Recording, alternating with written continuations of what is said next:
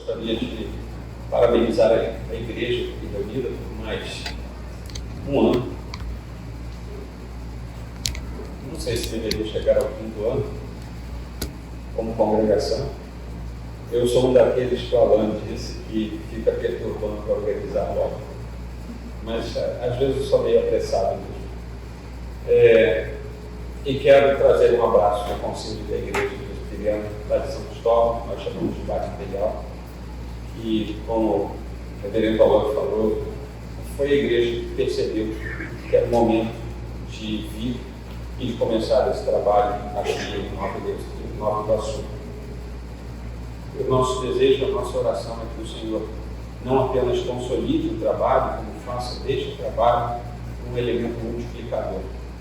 Nova Iguaçu, Baixada Fluminense, sabe-se lá onde mais o Senhor apontar, e que esta seja uma igreja fiel nas ordenanças internas e no id para fora. Que Deus os abençoe e lhes dê vigor cada dia mais. Meus irmãos, o versículo 28, ele encerra um trecho, que é um trecho fantástico. Quem gosta de filme de ficção científica deve ler Ezequiel capítulo 1. Leia com atenção, você vai achar que está numa espaçonave vendo alguma coisa diferente acontecer. Tem um monte de gente por aí que diz que isso aqui é disco voador, que Ezequiel viu. Bom, a Bíblia não fala nada de disco voador, então não deve ser disco voador. Mas o fato é que Ezequiel, ele contempla uma série de coisas que são fantásticas, são fabulosas, e que nesse momento o texto bíblico encerra dizendo: bom, assim era a aparência da glória de Deus. Tudo que Deus fez e nos revelou aponta para Ele próprio e aponta para a sua glória. O ser humano, ao longo da história, diversas vezes e por diversos modos, quis trazer para si mesmo uma parte da glória que devia somente a Deus. E ao longo da história da redenção, aqueles povos e pessoas que ficaram à margem do princípio do desejo divino, sempre quiseram trazer para si a glória, a majestade e o poder que pertencem somente ao Senhor. Não existe nenhum poder nesta terra que tenha gerado em si próprio essa capacidade de poder. Todo poder é dado por Deus, todo governo reside nas mãos de Deus, e até mesmo os poderes que são derivados de outros poderes pertencem também ao Senhor. Nenhum poder nesta terra é capaz de gerar poder a não ser pela permissão e pelo desejo de Deus. E assim se estabelece a sua glória. O caminho do poder é o caminho mais próximo pelo qual o homem tenta trazer para si os argumentos e as características do próprio Deus. Porque pelo poder ele se coloca em determinada estatura diante dos demais, que parece que ele é mais honrado e tem mais glória que as outras pessoas. Então o ser humano sempre quis fazer isso. Talvez o primeiro grande episódio tenha sido aquele da Torre de Babel, em que, querendo trazer para si os elementos que eram pertencentes apenas a Deus, o homem precisou ser chamado a atenção, ser disperso, depois de ter a sua linguagem confundida. A tal ponto, Deus é diferente de nós, que quando Ele traz para si a glória, o poder e a majestade, diferentemente de nós, Ele não faz isso pautado em egoísmo, em querer ser mais do que ninguém, porque não existe nada que possa se opor, nem nada que possa se comparar a Deus. Ele já é mais do que qualquer coisa, porque todas as demais coisas fora Deus foram criadas e criadas por Ele próprio. Então, por sua perfeição e por sua santidade, quando Deus atribui a si mesmo a glória e quer a glória para si, Ele não o faz como nós faríamos, e é por isso que nós, diferentemente dele, somos distorcidos em nossa progressão. Quando Deus aponta para a sua glória, Ele também demonstra a sua bondade, Ele demonstra quem Ele é, porque nós ficamos sujeitos àquilo que Ele expressa de si mesmo, e por essa mesma razão Ele demonstra quem nós somos a fim de que nós possamos alcançá-lo.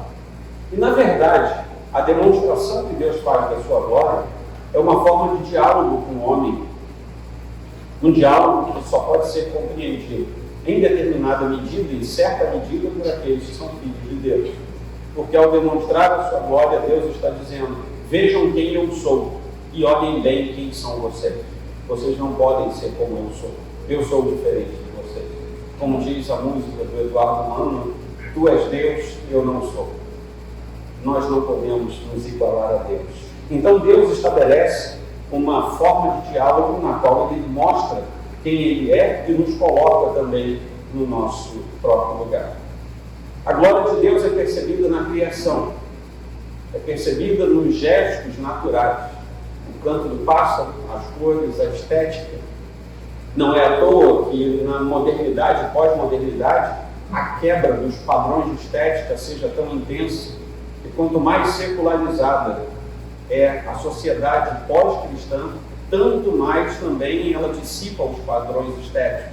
A estética vem de Deus para nós, faz parte da graça comum. E Deus manifesta a sua glória também na beleza das coisas comuns. Não a glória que é suficiente para nos chamar à salvação, mas a glória que é suficiente para que o reconheçamos. Ora, por tudo isso, nós queremos tributar a Ele toda a glória que é devida somente a Ele. A adoração, portanto, nesse momento, quando nós reconhecemos o chamado de Deus e a demonstração da sua glória, a adoração passa a ser uma resposta favorável do nosso coração a esse diálogo que se inicia com Deus dizendo: vejam bem a minha glória. E nós respondemos a Ele: então, Senhor, recebe a nossa adoração. A nossa adoração é a resposta mais próxima que nós podemos dar ao demonstrativo claro da glória de Deus. Mas isso só é compreendido no meio do povo de Deus. Mesmo assim, por causa de séculos de ensinos não tão ortodoxos, muitas vezes nós confundimos e não sabemos responder a Deus como deveríamos, porque nos esquecemos do que é de fato adorar a Deus. Assim como não sabemos mais adorar a Deus, não sabemos mais reconhecer a glória de Deus. Mas Deus continua falando. Então, a primeira coisa para nos lembrarmos nesta noite é que a adoração é uma resposta. A adoração não é a provocação a esse diálogo. É Deus quem provoca essa conversa, mostrando a nós quem Ele é. E nós respondemos favoravelmente com o nosso coração aberto, contrito, derramado na sua presença. Tudo isso serve de introito para nós entendermos o que estava acontecendo com aquele homem de Deus. Ao longo da história, o homem desejou ver a glória de Deus. Moisés quis ver a glória de Deus. Deus conduziu e se manifestou a ele de forma muito pequena. Não é possível, com os nossos olhos hoje, contemplarmos a glória de Deus. Ezequiel estava num êxtase, ele estava tendo visões. Nas visões, quem sabe, a história registra episódios em que a glória de Deus foi contemplada. Mas com os olhos naturais, a Escritura nos afirma que nós seríamos simplesmente fulminados pela glória de Deus, porque a glória de Deus é elevada do poder do próprio Deus. Como eu disse antes, o caminho pelo qual o homem procura a glória pessoal é através do poder.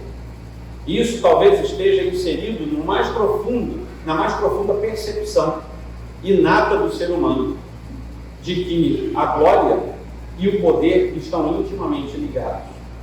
Nós queremos fazer isso de modo defraudado, enquanto Deus o faz de modo santo e perfeito.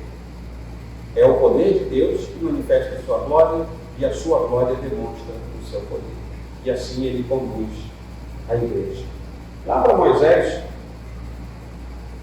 o Senhor o conduz até um lugar em que, física e visivelmente, ele vê uma nuvem, vê um fogo consumidor, está lá em Êxodo 24.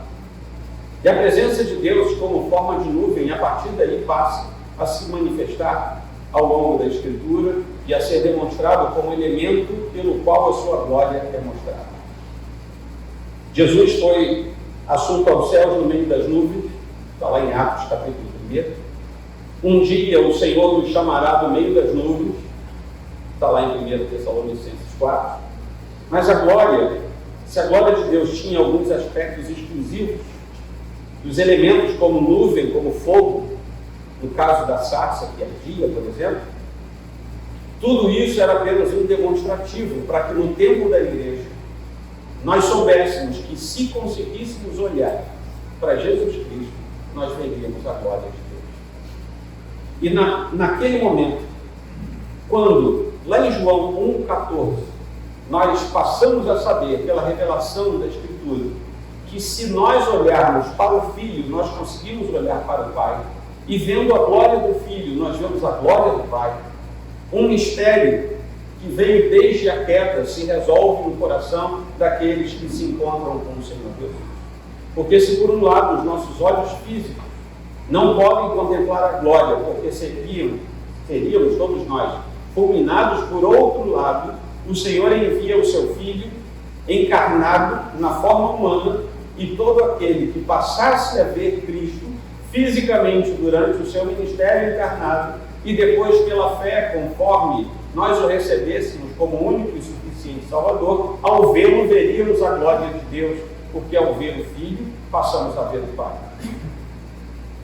E um dos princípios elementares que nós temos aí da Reforma, que acontece no século XVI, no início da Era Moderna, é a expressão glória somente a Deus, só lhe deu a glória, que é um resgate que toda a ramificação cristã do protestantismo faz, reconhecendo que a glória de Deus manifestada plenamente no Senhor Jesus é o caminho pelo qual nós podemos passar a ver a sua glória, e isso é um indicativo de que nós fomos resgatados e passamos a ser filhos de Deus.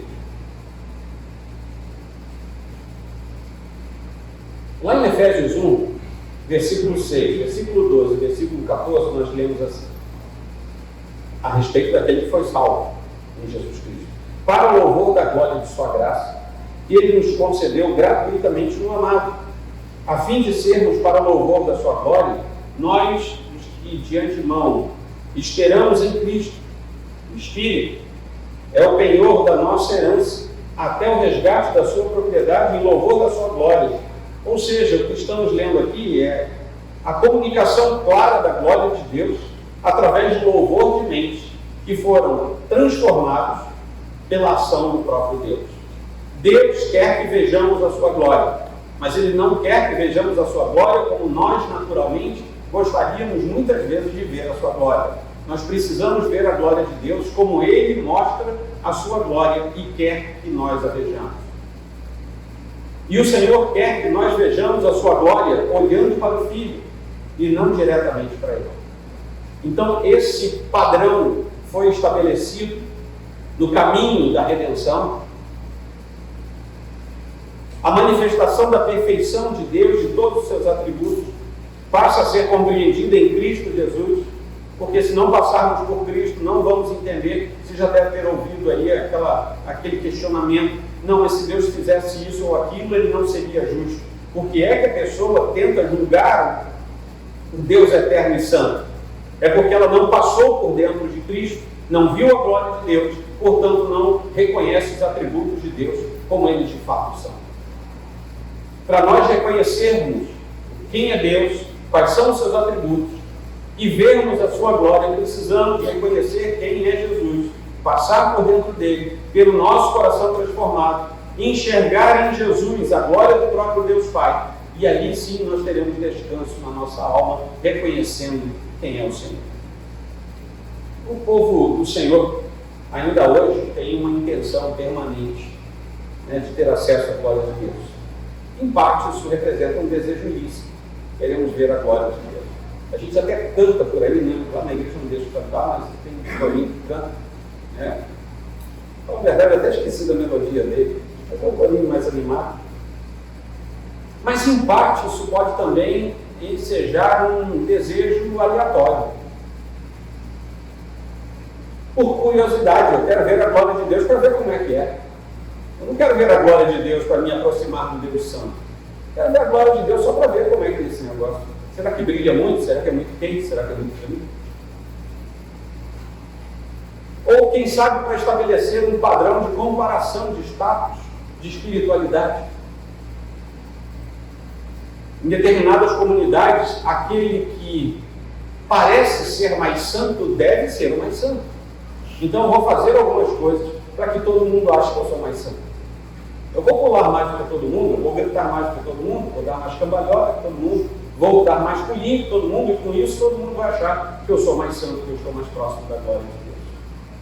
É a espiritualidade estética que muitas vezes se estabelece sobre comunidades inteiras, que afastam a verdadeira glória de Deus e atraem para si aquela glória que o ser humano natural quer, que eu falei no começo, mas que nesse momento está travestida de uma glória espiritual que na verdade não é. Aqui com Ezequiel, houve 3 detalhes que podemos usar de modo didático para a gente ter um maior equilíbrio na nossa busca perante o Senhor daquilo que é a sua glória. O primeiro deles era o pacto.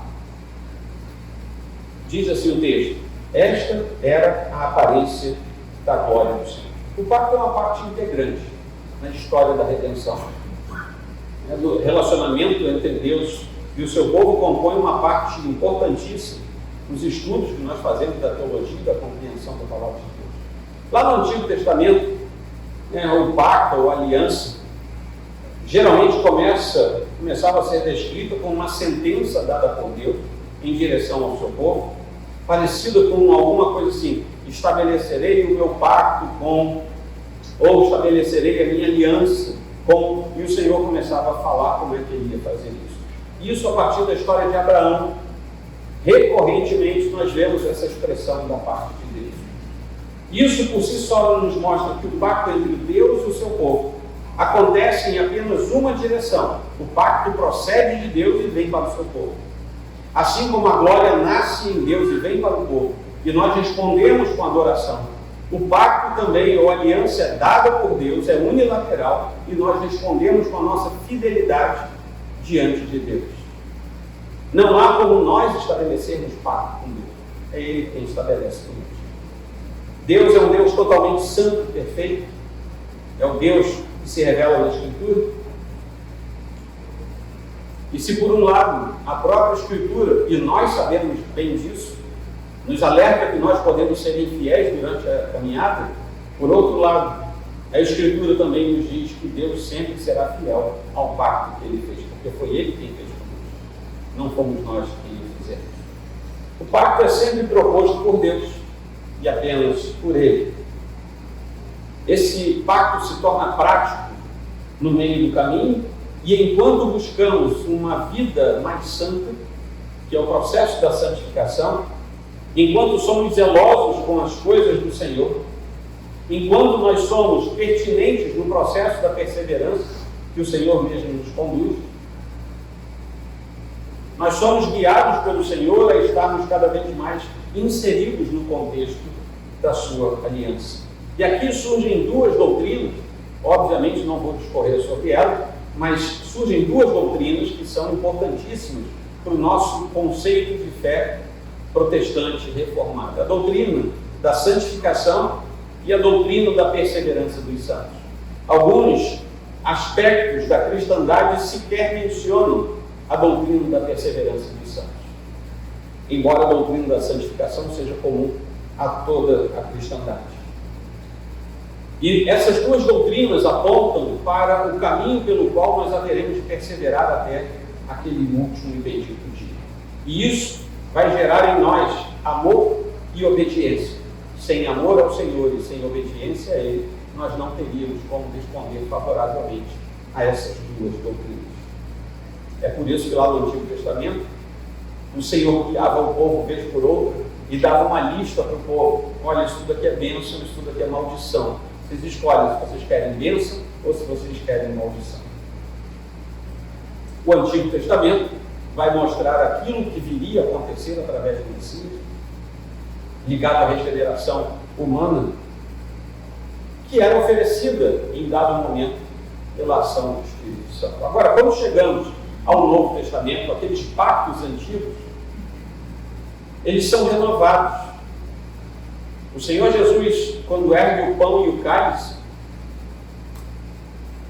dizem os evangelhos sinóticos que ao erguer o cálice, isso está em vários dos autógrafos, aquele cálice representava a nova aliança. Isso não quer dizer que Deus mudou a aliança ou mudou o pacto, mas quer dizer que a aliança, que é uma só no começo ao fim, foi renovada em seus propósitos, a fim de que a igreja do Senhor pudesse prosseguir, ser instalada e prosseguir. Esse novo momento é superior ao antigo. Para isso nós temos Hebreus, por exemplo, capítulo 7, ele fala pontualmente a respeito da superioridade do tempo da igreja em relação ao tempo da antiga aliança, que Hebreus chamam de primeira aliança. Curioso que Hebreus não chama de antiga, nem de velha aliança, mas em vários lugares chama de primeira aliança. E essa nova aliança do tempo da igreja substitui aquela primeira aliança. Isso também está em Hebreus capítulo 8.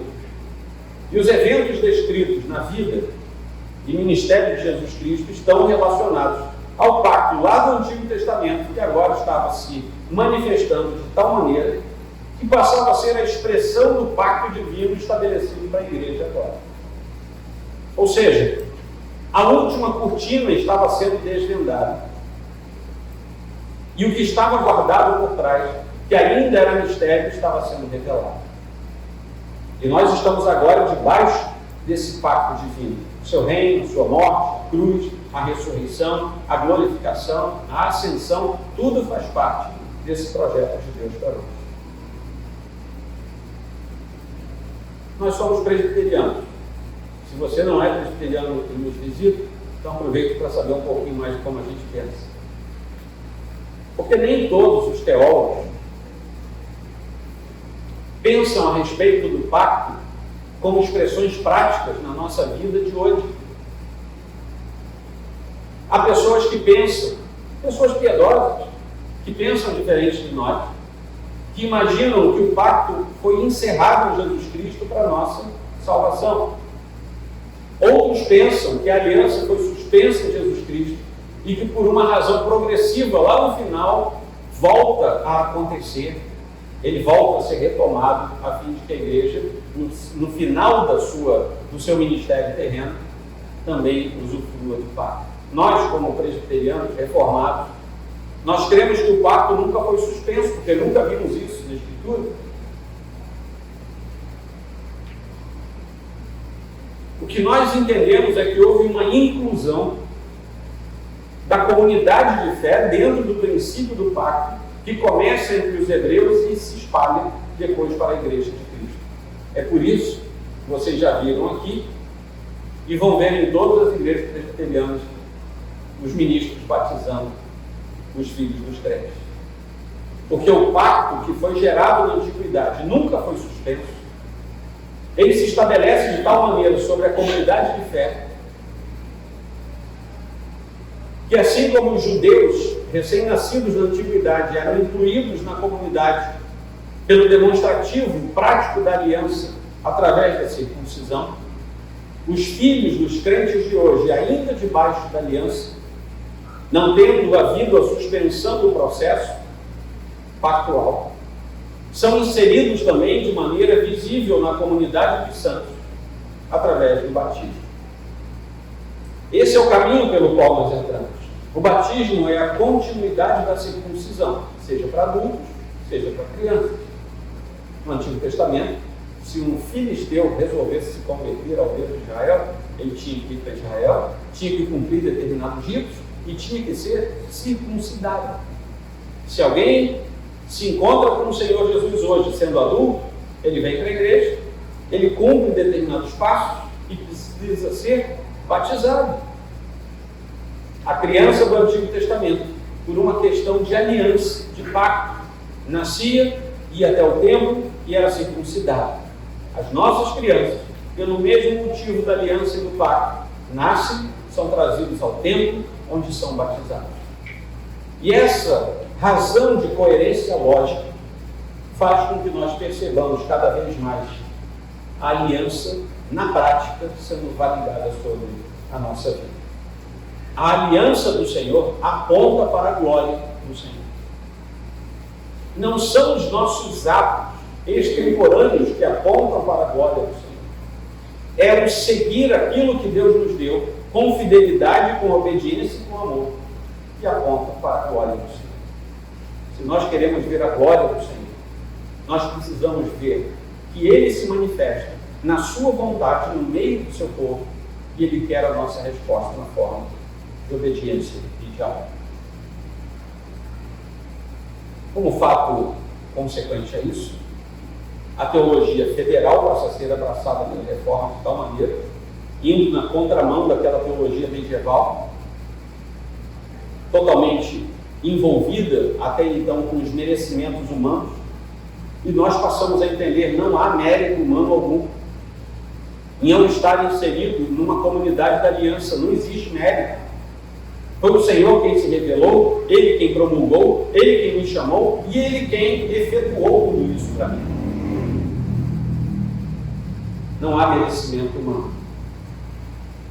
Quando nós estamos na época da reforma, o reformador João Calvino foi um dos precursores dessa forma de entender a questão do pacto, a questão da culpa e como isso tem uma relação direta com a possibilidade de percebermos a glória de Deus da forma pela qual Ele quer mostrar.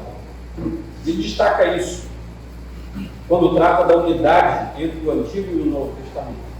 Meus irmãos, é fundamental que nós entendamos que o Antigo e o Novo Testamento compõem uma só palavra da revelação do Senhor. Não existe uma parede entre a Antiga e a Nova Aliança. Não existe um muro entre o Antigo e o Novo Testamento.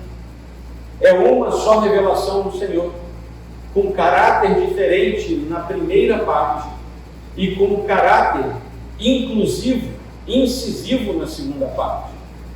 Mas é uma só revelação do Senhor, cujo ápice está em Jesus Cristo, revelado, como nós vemos lá em Hebreus, e o próprio livro de Hebreus começa nos dizendo que antigamente Deus falava de muitos jeitos diferentes, falava pelos profetas, falava de um monte de jeitos diferentes, mas agora Ele se revela, Ele fala através do Filho. E pelo Filho nós somos guindados até a sua glória.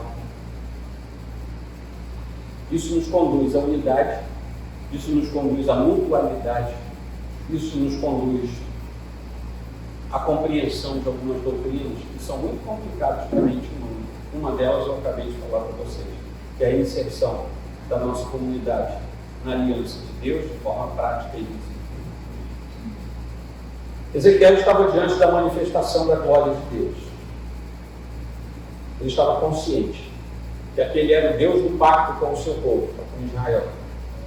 Após aquela visão majestosa, em que ele viu um monte de coisa estranha que ele não reconheceu, ele não entendeu o que era. Aliás, até hoje a gente lê Ezequiel 1 e não entende direito. Imagina um homem ali no meio daquele turbilhão todo.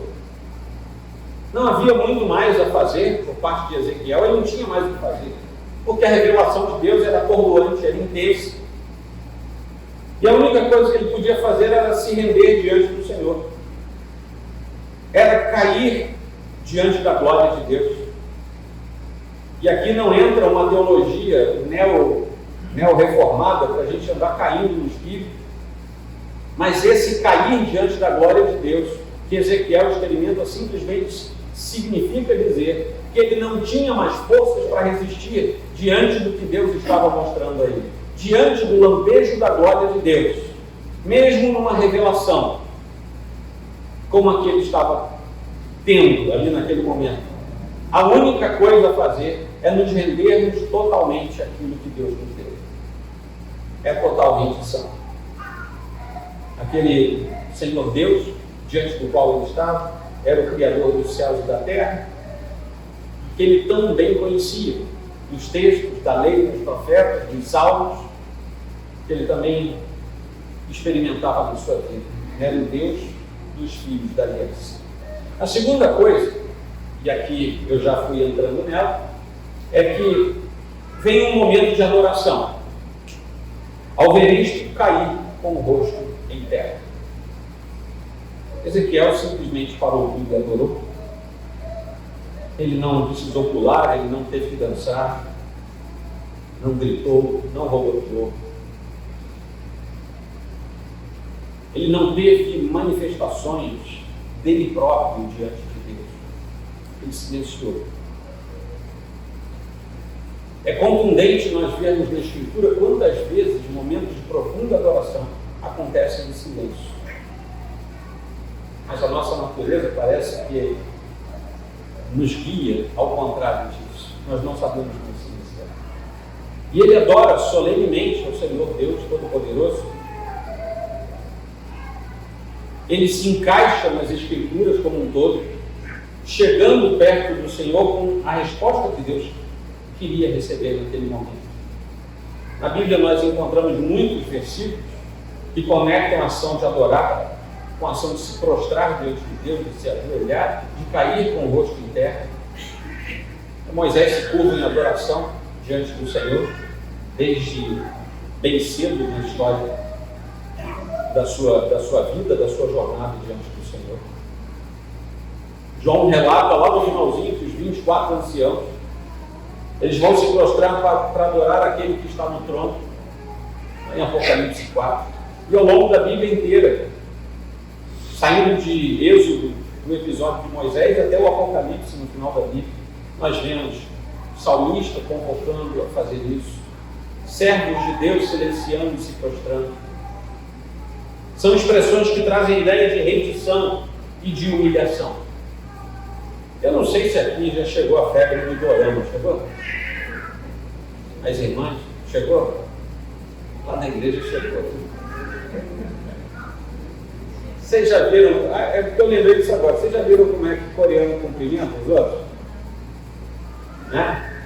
Asiáticos geralmente têm o hábito de se prostrar, né? Fazer uma vênia diante das pessoas.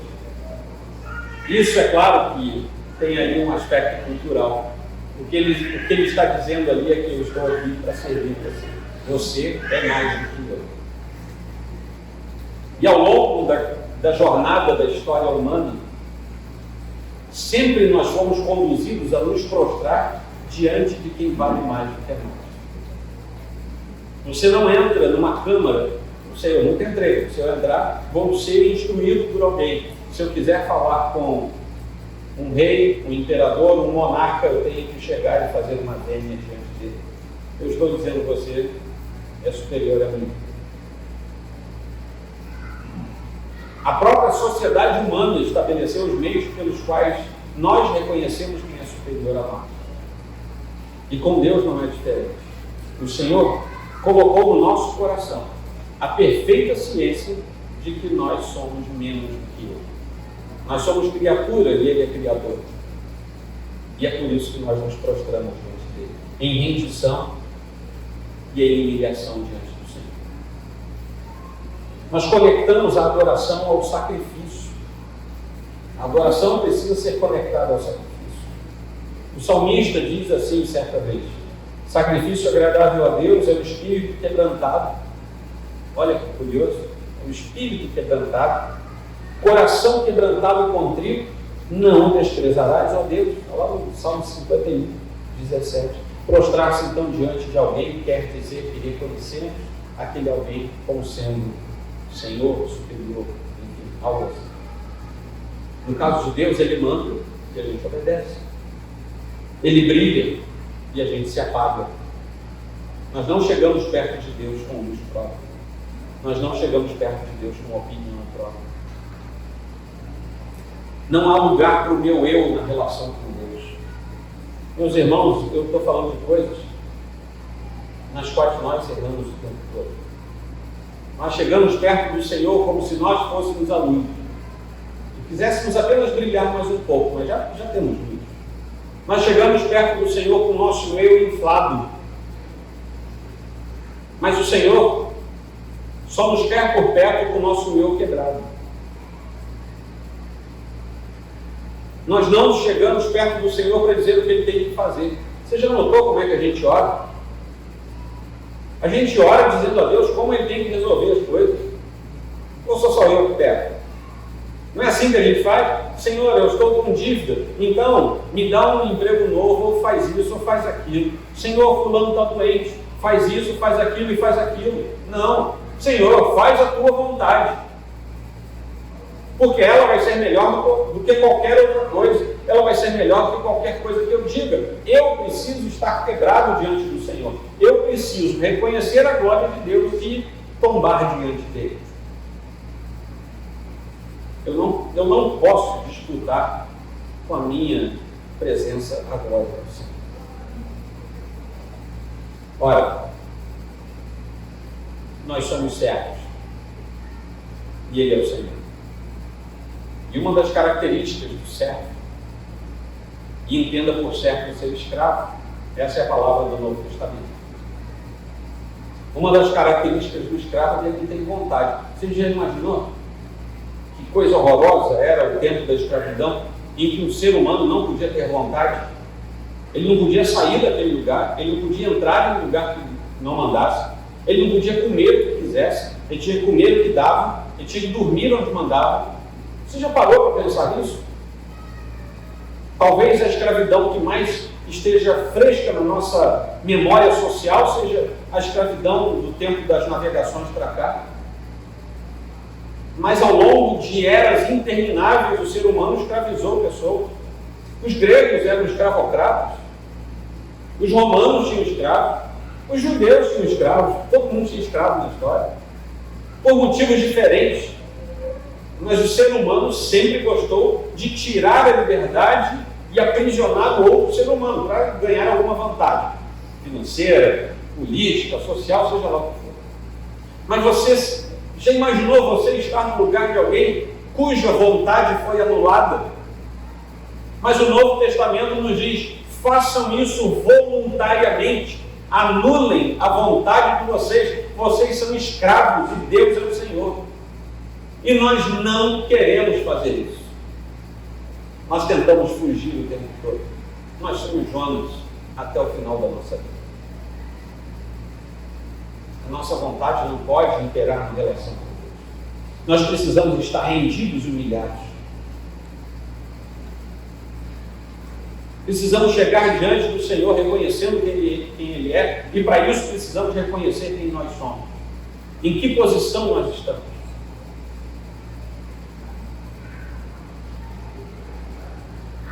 Nós erramos o tempo todo,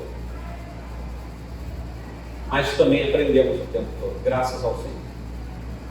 Nesse episódio aqui de Ezequiel, para adorar ele não falou nada. Vocês não sabem? Ele não falou nada. Ficou quieto e tombou. Adoração não tem palavras. Aí você pode estar aí se perguntando, o pessoal da música está doido para mim jogar uma pedra, dizendo assim, mas a gente canta, como é que a adoração não tem palavras? Cantar não é adorar, tocar não é adorar. Cantar e tocar são instrumentalidades vocacionais de Deus para que o povo seja dirigido em algo que brota do coração. É o que sai do coração que é adoração. É por isso que a adoração não tem palavras. E quando a palavra do cântico que você entoou, aí sim dirigido pelos irmãos, chegou audivelmente a esse universo sensitivo que nós temos ao nosso redor, a adoração já precisa ter acontecido. Aquela não é adoração. Aquilo é o cântico que você ouviu, aquilo é a palavra que você ouviu. Mas a adoração já precisa ter acontecido, para que ao sair dos seus lábios ela seja favorável aos ouvidos do Senhor. Senão não valeu de nada. Gestos físicos, música emotiva, né? Em alguns lugares você está pregando, né? Eu falo mais animado, aí o teclado aumenta, né? Aí eu vou ali, aí o teclado vai aumentar. Eu nem sei se eu consigo pregar com um negócio desse de novo. Música emotiva, cantoria, dança, vozeria, gritaria, nada disso é adoração. Pode alguém adorar assim? Pode. Na sua tradição, talvez possa. Desde que a adoração já tenha acontecido no coração. Não é aquilo, é o que veio antes. E esse episódio de Ezequiel nos ensina isso. Porque diante da manifestação quase plena da glória do Senhor, a única coisa que ele fez foi calar a boca e se deixar cair na presença do Senhor. Nós adoramos sim o nosso coração e expressamos isso quando cantamos, quando tocamos, quando oramos, quando contribuímos financeiramente. Também adoração ao Senhor. Mas tem que ter acontecido primeiro no coração. É possível, hoje ninguém mais passa cheque, mas é possível que você faça um pix aí na hora das contribuições. A mesa vai ficar feliz da vida, você passou um pix aí de R$1.000. Vai ajudar a fazer um monte de coisa. Talvez você tenha enviado R$1.000, mas não tenha adorado o Senhor. E é possível que alguém tenha depositado uma moedinha, como aquela viúva, e o Senhor diga: essa me adorou, porque o seu coração estava na minha presença.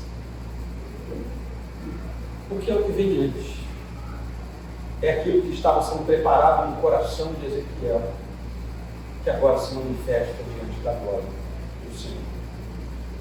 A adoração propriamente dita é silenciosa. Você não escuta o coração dos seus vizinhos. Vocês são casados. Os casados aqui, você não consegue escutar o coração da sua esposa nem do seu marido. A gente não escuta nem o nosso coração direito, porque ele é enganoso. Até a Escritura já nos adverte disso.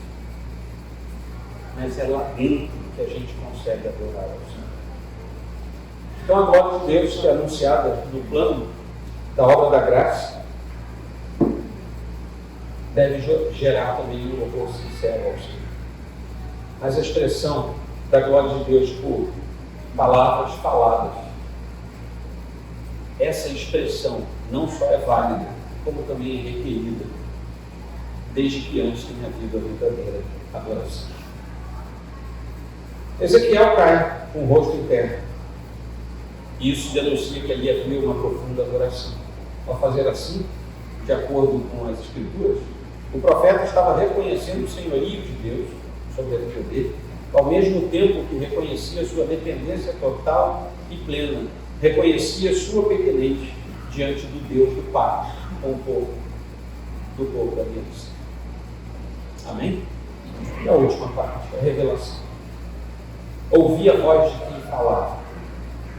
Adoração que vem em decorrência da lembrança clara do Deus do pacto, de quem Ele é, do que Ele faz, também lança um olhar lá para frente. Porque quando nós falamos de pacto, nós não falamos apenas do que aconteceu, mas o pacto sempre é escatológico, o pacto aponta para o que ainda vai acontecer. Todas as vezes que nós trazemos os nossos filhos ao batismo, todas as vezes que a igreja batiza alguém, que o insere na comunidade da aliança, não é apenas a entrada naquele momento que está sendo aferida naquele gesto, naquela liturgia, mas é também um prognóstico futuro de que aquela vida, sob a aliança de Deus e com Ele, terá determinados momentos diferentes de pessoas que não estão compactuadas com o Senhor. Para isso é preciso que nós saibamos, é claro, quem é esse Deus.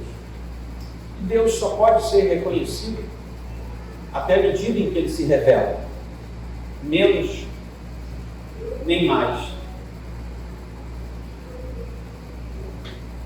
Tem aquele diálogo famoso da serpente com Eva, e ali tem uma jogada. Alguém diz que Deus disse menos do que disse, e alguém responde dizendo que Deus disse mais do que Ele disse.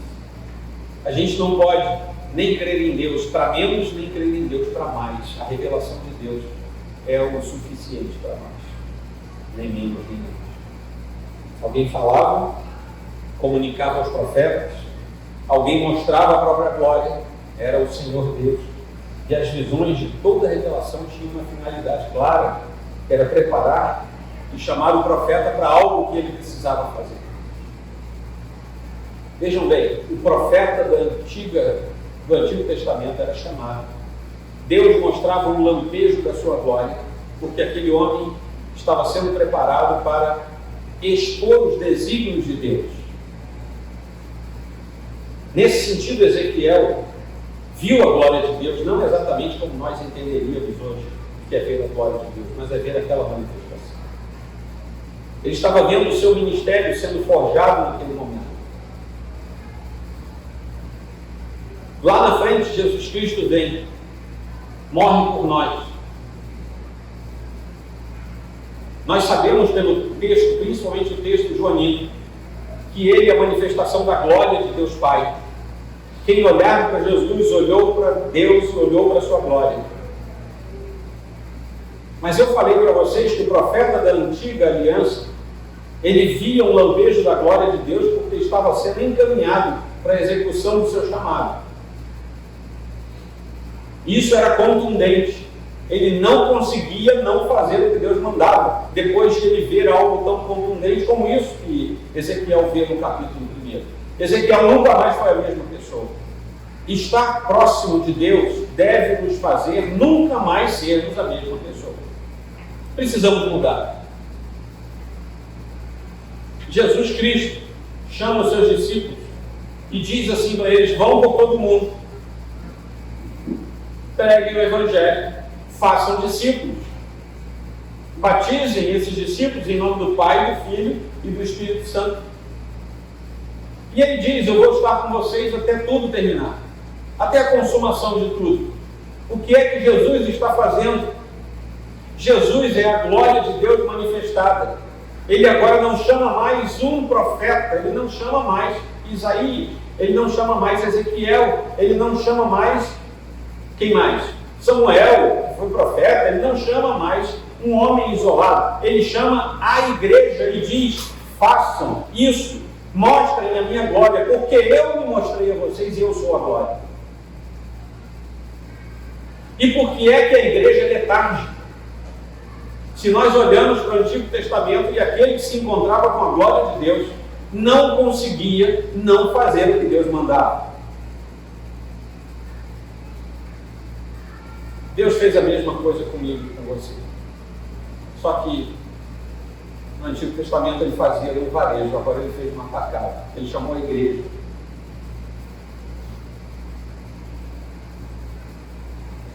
E cada domingo que você está diante dessa palavra aberta e exposta, você está diante do Filho. E o Filho é a glória de Deus. E o Pai está dizendo para você: por que é que você não foi e não pregou o Evangelho? Por que é que você não trouxe os discípulos para serem batizados?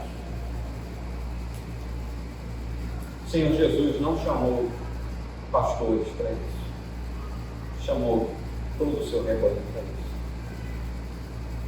Os pastores são aqueles que cuidam, ensinam. E nesse sentido estão inseridos na comunidade dos santos. E todos nós, pastores e não pastores, precisam ir pregar o Evangelho e trazer os discípulos para o Senhor. Ai de nós, se os discípulos da antiga aliança tivessem agido como a igreja muitas vezes age. Nós somos muitas vezes lenientes, preguiçosos. Qual foi a última vez, não responde algo não, isso é do seu coração. Qual foi a última vez que você disse para alguém: eu tenho a resposta para você? A resposta não está aí, mas eu conheço a resposta para você. E você pregou o Evangelho. Qual foi a última vez que você disse para alguém: eu já me encontrei com Jesus Cristo? Eu era assim, assim, assim, e agora eu fui transformado. Qual foi a última vez? Porque ele, mostrando a glória do Pai, disse: vão e façam isso.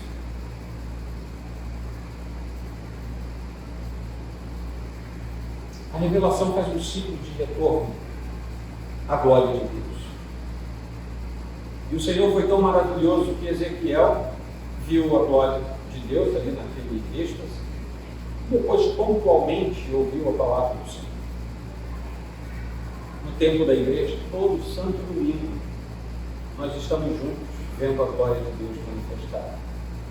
E todo dia na nossa casa, com esse livro aberto, com os joelhos dobrados, nós podemos ver a glória de Deus. Não como um ser humano natural gostaria de ver, mas como o Senhor disse que nós entendemos. Quando lemos aqui o versículo 28, e aqui já estou encerrando, de Ezequiel 1, nós ficamos impressionados com aquela parte B do versículo. Mas quando nós olhamos para a parte A,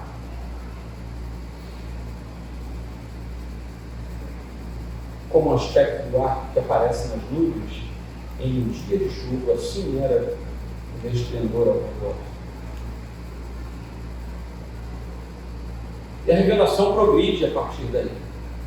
A tal ponto que o autor aos Hebreus depois vai começar a sua carta dizendo, como eu já mencionei aqui, antigamente, Deus falou muitas vezes, de muitas maneiras, aos pais, pelos profetas, mas nestes últimos dias nos falou pelo Filho, a quem constituiu o herdeiro de todas as coisas, e pelo qual também fez o universo. O Filho, que é o resplendor da glória de Deus,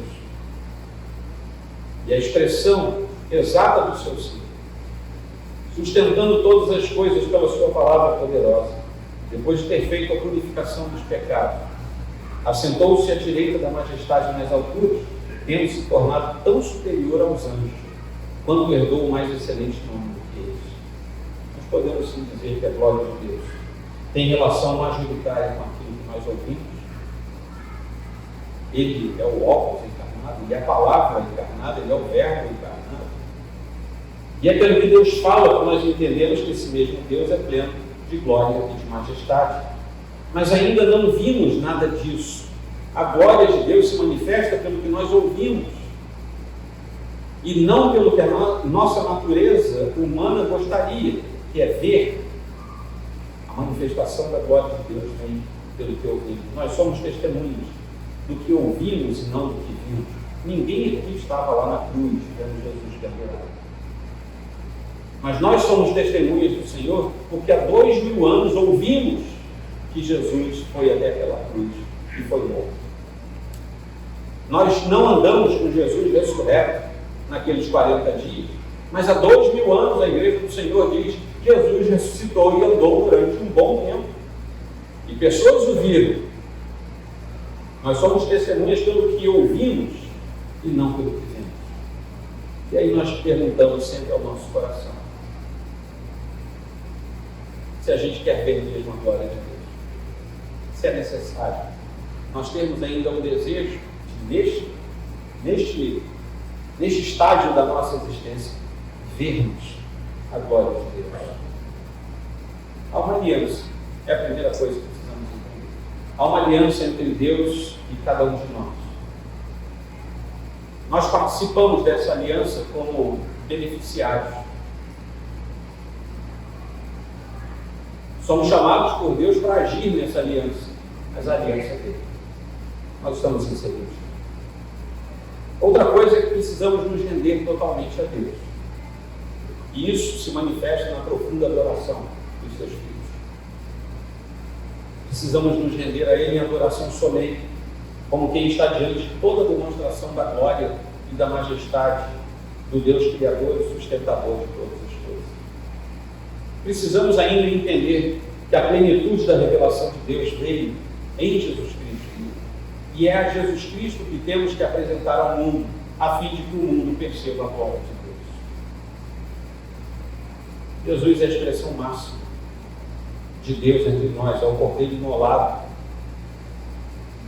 do pacto. O pacto exigia um sacrifício e Jesus é o cordeiro imolado nesse sacrifício. Ele é o motivo da nossa adoração, é a revelação plena de Deus Pai entre nós. E por isso ninguém vai ao Pai a não ser por meio de Jesus Cristo.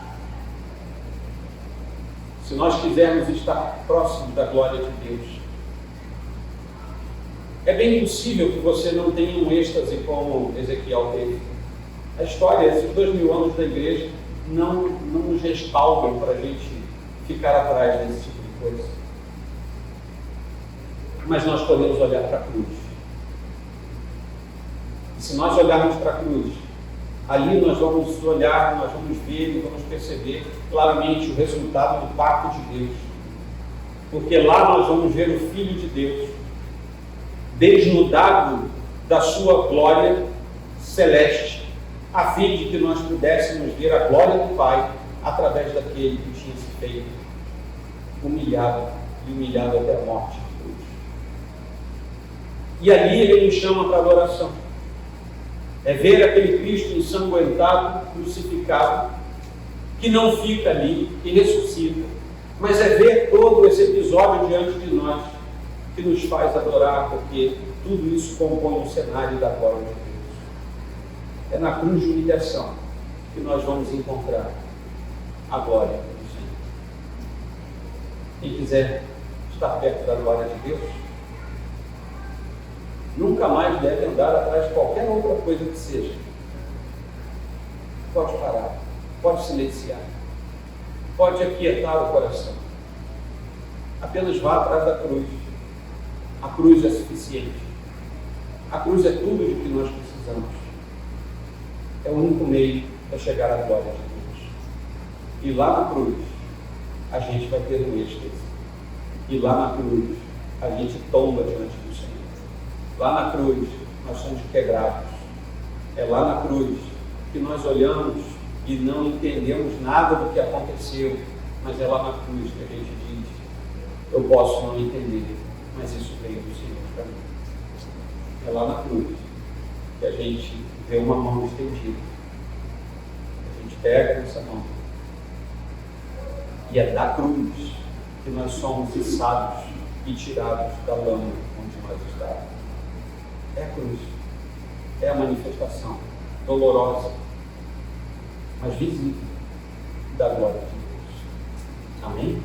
Vamos inclinar a nossa fronte, fechar os nossos olhos.